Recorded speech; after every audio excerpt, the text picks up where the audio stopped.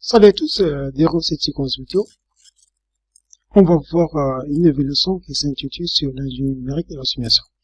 Donc après avoir vu les bases de Python, maintenant on va utiliser Python comme un outil pour la résolution des problèmes scientifiques. Donc l'objectif du cours, c'est l'utilisation de Python comme un outil pour la résolution des problèmes scientifiques. Mais avant d'entamer ce cours d'aujourd'hui, on va faire une petite activité. Supposons on a un vecteur V qui contient les valeurs suivantes, 1, 2, 3, 4 et 5. Et je vais maintenant calculer le sinus de chaque élément de la vecteur V. Donc pour ça, en utilisant la bibliothèque math. Donc il faut l'importer d'abord, from math import étoile. Maintenant j'applique la fonction sin V et j'affiche le résultat. Donc il m'affiche une erreur que la valeur passée au paramètre de la fonction sinus doit être un nombre réel, mais pas ici. Donc ce que je peux déduire, que les fonctions mathématiques de la bibliothèque ne sont pas vectorielles, c'est-à-dire qu'elles n'acceptent pas les séquences de valeurs, elles acceptent juste une seule valeur. Donc pour pallier ce problème, ou bien pour régler ce problème, on va utiliser une boucle. Donc pour ça, on va créer une nouvelle liste, UL, et comme une liste vide, et je fais le parcours de ma liste, de ma vecteur V, for in V,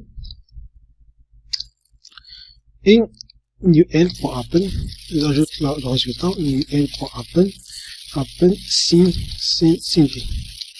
Avec cette boucle, je peux calculer le sinus de chaque élément. Maintenant, le problème, à chaque fois que je veux appliquer une fonction à une séquence de valeurs, il faut utiliser une boucle. Parce que les fonctions mathématiques ou les autres fonctions ne sont pas vectorielles. Donc c'est pour ça on a besoin d'utiliser ce qu'on appelle des bibliothèques externes. Et parmi ces bibliothèques, on va utiliser la bibliothèque NumPy, qui permettant de la génération, de la manipulation des vecteurs et des matrices. Autre exemple, supposons maintenant, je veux par exemple faire la sommation de deux vecteurs. Supposons on a par exemple un vecteur V, un V2, qui comporte les valeurs par exemple 1, 2, 5, 4, et la valeur 9. Et je veux par exemple maintenant calculer la somme terme à terme des deux vecteurs. Dans ce cas, il ne fait pas la somme. Je fais juste ce qu'on appelle la concaténation de deux vecteurs. Autre exemple, je veux par exemple multiplier chaque terme de la vecteur V par la valeur 9. Dans ce cas, il va faire la duplication du vecteur. Dans ce cas, je peux dire que Python n'est pas un langage de calcul numérique.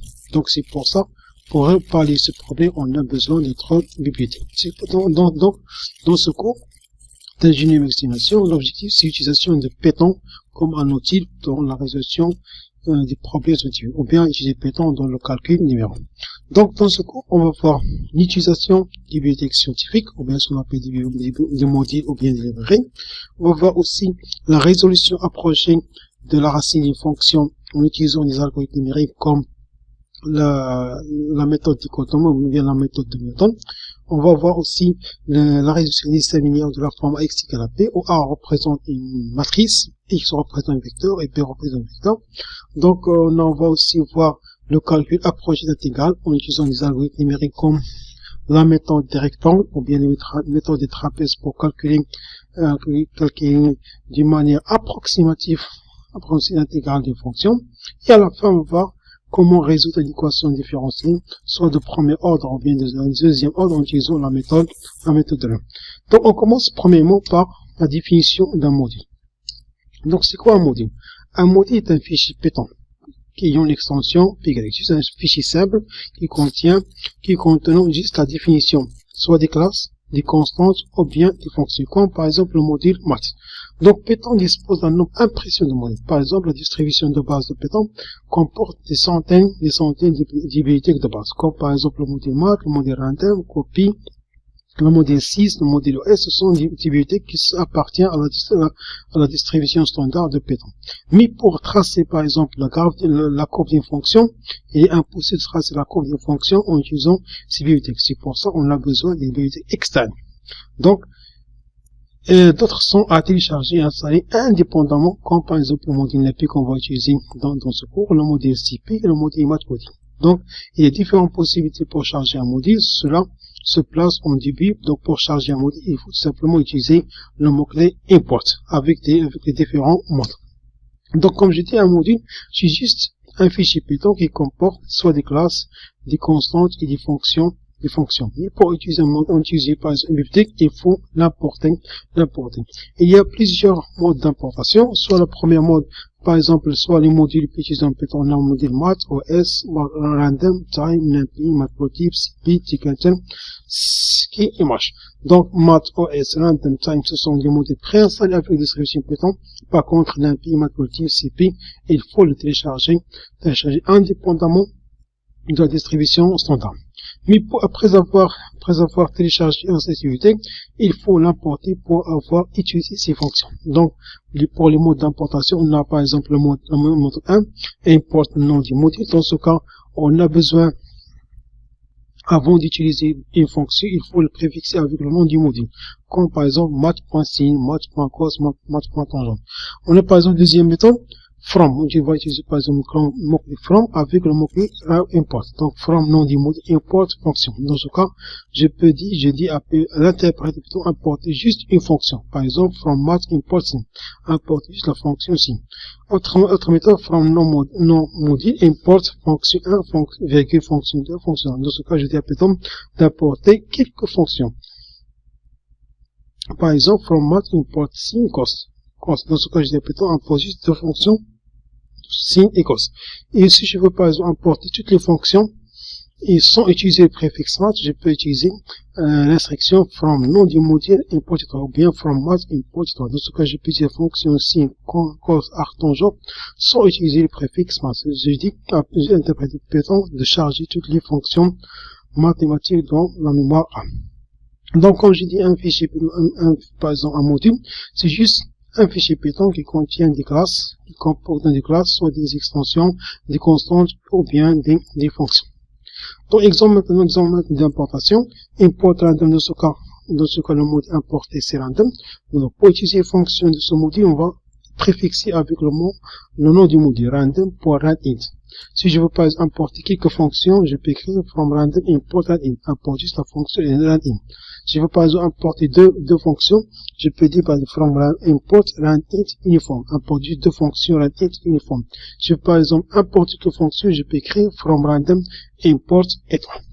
Dans ce cas, je peux utiliser les fonctions sans préfixe du nom du module.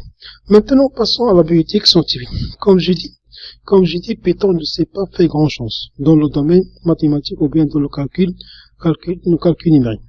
numérique.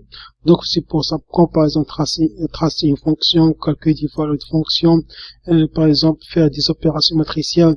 On a déjà utilisé, mais ce sera très compliqué, mais c'est pour faciliter le travail, on a besoin de ce qu'on appelle des bibliothèques externes, surtout trois bibliothèques de base, la bibliothèque NumPy, CP et Matplotlib. Donc, NumPy, c'est pour bibliothèque spécifique pour la manipulation des vecteurs de matrice, CP c'est une boîte à outils, et Matplotlib c'est pour tracer les coordonnées d'une fonction. Mais avant d'utiliser ces bibliothèques, il faut le télécharger la famille. Donc, pour le télécharger en démonstration, on va par exemple utiliser l'outil pip qui permettant de faire la recherche, téléchargement et l'installation de notre bibliothèque. Par exemple, pour la télécharger, on va utiliser le pip avec le mot-clé install et le nom de la bibliothèque. Pip install NumPy, pip install CP, pip install Matplotlib. Donc, si je veux par exemple télécharger et installer cette bibliothèque dans mon éditeur FBS, donc je peux par exemple je peux aller par exemple dans le menu terminal, menu terminal, et je peux par exemple créer l'outil pip install la pip. Avec cet outil, je peux par exemple installer n'importe quelle bibliothèque. Mais il faut, avant de télécharger, il faut avoir de la connexion interne. Dans ce cas, la bibliothèque est déjà préinstallée dans mon VS Code. Donc, pour le téléchargement, c'est très simple. Il faut tout simplement utiliser le gestionnaire de paquet pip avec le mot-clé install Python. Si je veux pas install Python. Maintenant, on va voir la bibliothèque NumPy. C'est quoi NumPy? Donc, la bibliothèque NumPy est une bibliothèque de base qui permettant la manipulation facilement des tableaux. Donc, un tableau, c'est le contraire d'une liste. Donc, une liste, c'est une structure qui permettent de stocker des valeurs, soit de même type ou bien de différents types, soit homogènes ou bien hétérogènes. Mais dans NumPy, les valeurs ou bien les tableaux doivent avoir ce qu'on appelle des mêmes types, soit des entiers ou bien des réels ou bien d'autres types. Donc la bibliothèque NumPy propose un grand nombre de fonctions, par exemple l'accès rapide de données, comment faire récupérer une sous-vecteur ou bien une sous-matrice, le trait de données, faire des calculs statistiques comme la moyenne, la médiane, la somme, la somme cumulée. Par exemple, calcul scientifique en utilisant l'algébre, comme par exemple calculer le rang de matrice, bien déterminant de matrice, le produit matriciel, le produit de vecteurs, et avec d'autres fonctions. Après avoir téléchargé la bibliothèque NumPy, il faut l'importer comme n'importe quel module. Donc il faut l'importer via l'instruction import NumPy as MP. Donc MP représente juste un raccourci de la bibliothèque NumPy. Donc pour utiliser une fonction, on va toujours préfixer avec le mot-clé, avec l'alias MP. Donc pour la bibliothèque NumPy, comme gestion du Python, comme je dis, c'est une bibliothèque ou bien qu'une boîte à outils qui contient des fonctions de résolution numérique, comme par exemple les équations différentielles, calcul intégral, la racine des fonctions, ce sont des fonctions prédéfinies. Donc le module CP regroupe un certain nombre de sous-modules qui sont autant de boîtes à outils, fonctions courantes de calcul numérique, comme par exemple l'intégrale, la fonction spéciale, l'interpolation, l'intégration, l'optimisation, le traitement et le traitement des images. Donc aussi, pour utiliser ces fonctions, il faut l'importer avec le mot-clé import CP as SP. Pour la dernière bibliothèque, Matplotlib, donc Matplotlib est une bibliothèque de Matplotlib Pyplot, fournit des outils pour tracer des graphiques en 2 ou bien 3 dimensions. Aussi, pour importer ou bien pour utiliser les fonctions de Matplotlib, il faut l'importer avec l'instruction import matplotlib.pyplot as.pt. Donc on va faire une alias sur le nom du module parce que le nom du module est un peu plus long.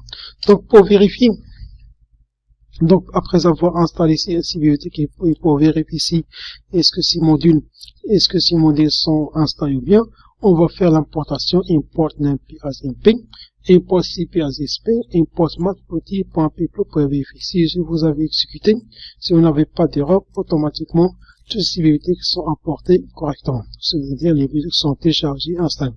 Donc, dans ce cours, on a vu comment, c'est quoi un module. Comme j'ai dit, c'est juste un fichier Python qui contient des classes, des constantes ou bien des fonctions.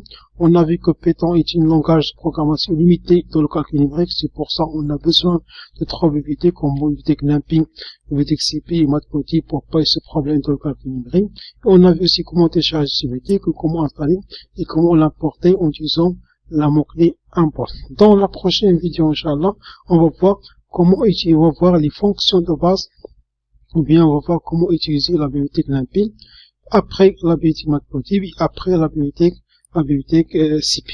Et merci de votre attention.